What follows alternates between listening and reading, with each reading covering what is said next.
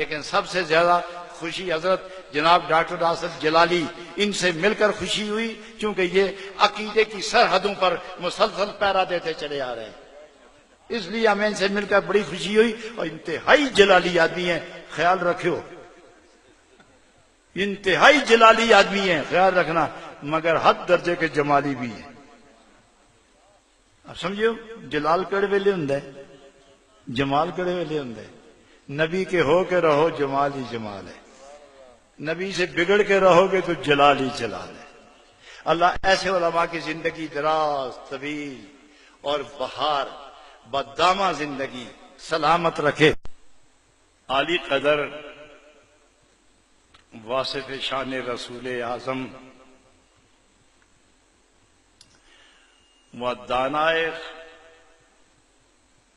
مرتبہ امام اعظم، قائد اہل سنت، فخر اہل سنت، ترجمان اہل سنت، حضرت علامہ مولانا ڈاکٹر محمد اشرف جلالی جمالی،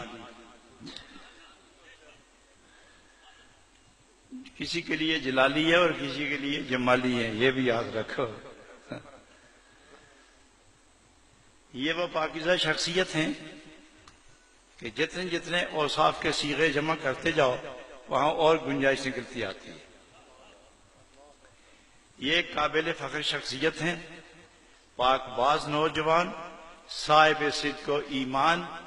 اور امام اہل سنت کے تمام خوبیوں اور اوصاف کے ترجمان اور حامل جناب ڈاکٹر صاحب، جن کا خطاب آپ کے دل اور روح میں اس طرح منعکس کر دیا گیا کہ کوئی کریج کے بھی نکالے تو پھر بھی اور نقش گہرے ہوتے چلے جائیں گے۔ حضرات یہ انہی کا حق ہے، ہر کثیرہ بہر کار ساختہ، یہ خدا چن لیتا ہے کہ میری توحید کس کے منہ سے سجے گی اور میرے محبوب کی شان کے لیے کون ہے جو اپنا منہ کھولے اور مدنی خوشبو پھیلے۔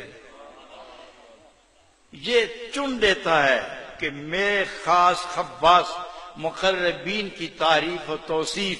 اور ان کی حقیقت سے آشنائی کے تمام تقاضے